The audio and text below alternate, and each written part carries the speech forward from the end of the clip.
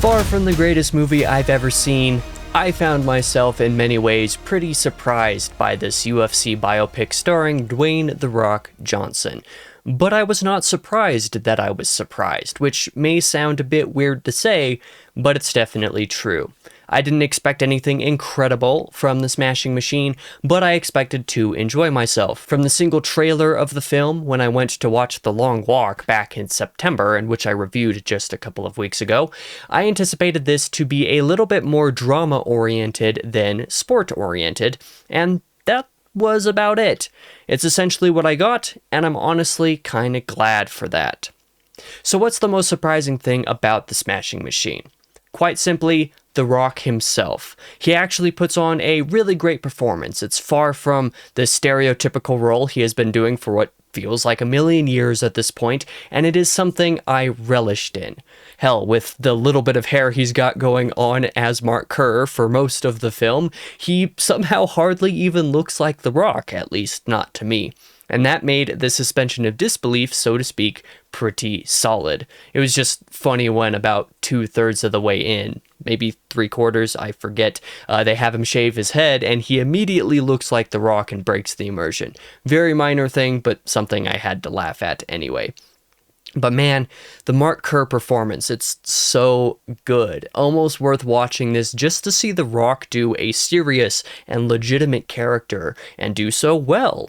It may not be one of the best of all time, but it is something I was very glad to see, and the framing of the narrative also broadly worked for me, despite some occasionally messy moments. Being quasi-documentary, the approach of viewing Mark Kerr in his heyday and in his addiction simultaneously, then in his recovery, and viewing it all from both the fighting angle and the personal angle made for tons of dynamic, dramatic moments that all shared a common through line without overselling the point.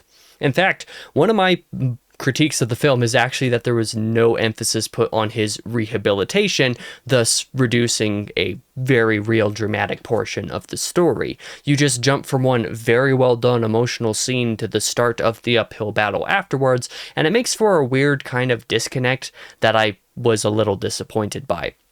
But man, what is shown is quite good. In a short time, the film establishes and carries very good relational dynamics between Kerr and his girlfriend, played by Emily Blunt, who also did a great job, and his trainer, Mark Coleman, played by Ryan Bader, in a debut role, it seems like. And everybody else was great. Basically, no notes on this. Performances were generally surprisingly good. As a film, however, there are definitely some things to note about its structure and execution that I want to call out. I'm not so much going to be complaining about these things as I am just being realistic about what the film fails to achieve despite my having enjoyed it overall. So I guess we'll go over some of the pros and cons together. Be warned, this section will be going into a fairly significant level of spoilers for much of the film. I don't think anybody's watching this for the plot, but if you'd like to avoid that, I recommend not consuming the rest of this review, or alternatively just skipping to the conclusion.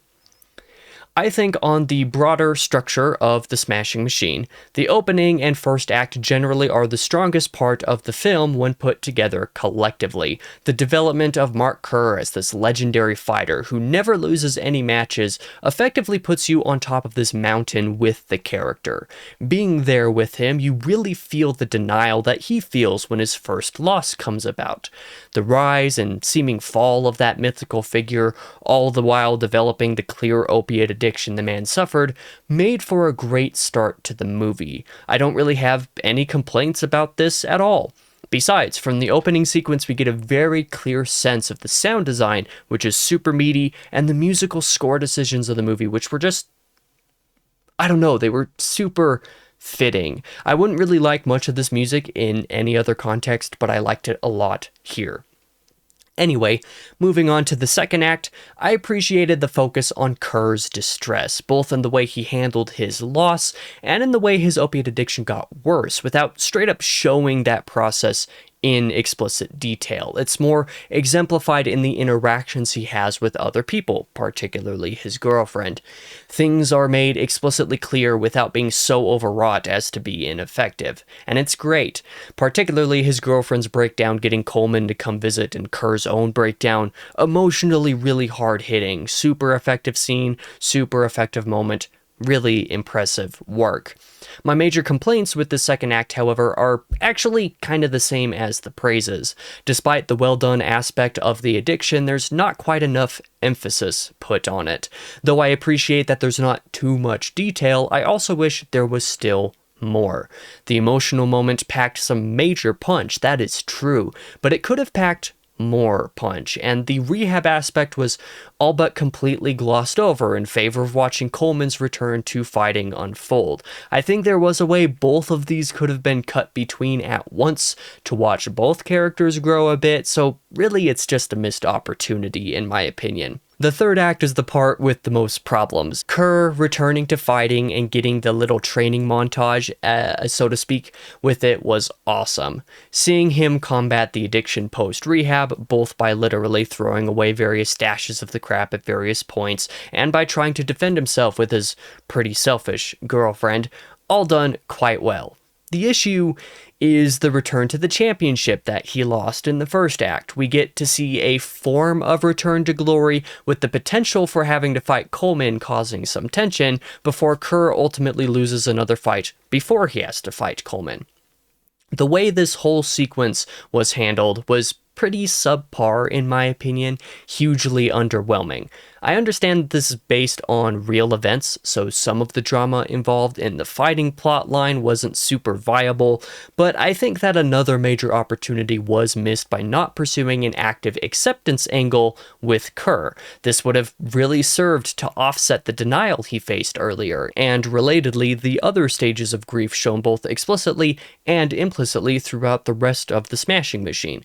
There would have been more impact and more actual emotional climax and resolution with some reframing here. Unfortunate that there wasn't more done, really. I mean, the whole reason my rating for this thing is sitting at around a 3 out of 5 instead of 3.5 out of 5 is because of the underwhelming climax. I am notably on my BookTube channel known for really liking climax and resolution more than anything else in a book, and the same largely holds true in other media.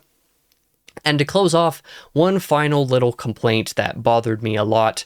Why was such a big focus made on the fact that a cheating move was made against Kerr in both of the fights he lost in the film, when very little actually addresses it in the long run? Like, sure, the first time you have some follow-up on it, you have the loss not being a full loss, like it's kind of quasi there, it feels a little bit weird, but then it happens again in the last fight, and nothing is made of it then. I don't know.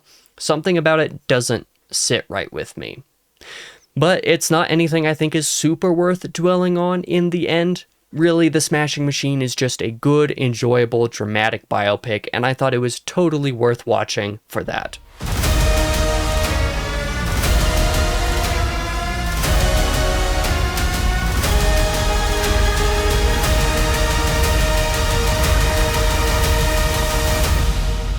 And there you have it. I think by far my shortest episode of Movie Magic yet. Thank God I hopefully managed to keep this one under 10 minutes. Or maybe I didn't, I don't know. I'm estimating the runtime based on word count, which has been known to be notably off in the case of this series because of the way I structure and handle them in post-production. But regardless of any of that, I appreciate you for watching this video. If you happened to watch The Smashing Machine, what did you think of it? I'd love to know. It's not a phenomenal movie and not one I think I'll ever end up watching again, but it was one I found totally worth seeing in the theater and getting the experience of. I have no idea at this point where it'll fall on my Film of the Year ranking here in a couple months, but I'm looking forward to finding out relatively soon. Unfortunately, at this point, I'm not sure what my next episode of Movie Magic will be or what it will be on. I've just happened to watch a lot of movies the last couple months, filling most of my Monday video slots pretty well. Next Monday is my regular monthly Music Mania episode, wrapping up the metal album releases I checked out in October, and then, who knows? One movie from this year I know I need to circle back around to is Sinners, though, come to think, so probably that will be the next episode of this show. Let me know if that's something you want to see. I'd hate to compose my 2025 Film of the Year list without having seen that one. That'd be a major oversight on my part, and if that's what I wind up doing, well, I make no promises that that video will come out before I take a trip to North Carolina about halfway through November, so maybe expect that in late November or so. Anyway, sorry to ramble a bit more than normal in this outro. I probably rambled enough to bring this over 10 minutes long, which is exactly what I wanted to avoid. My apologies if that is the case, but thanks again for watching. For now, I've been your host, King Crusoe. You can call me KC, and I hope to see you in the next video.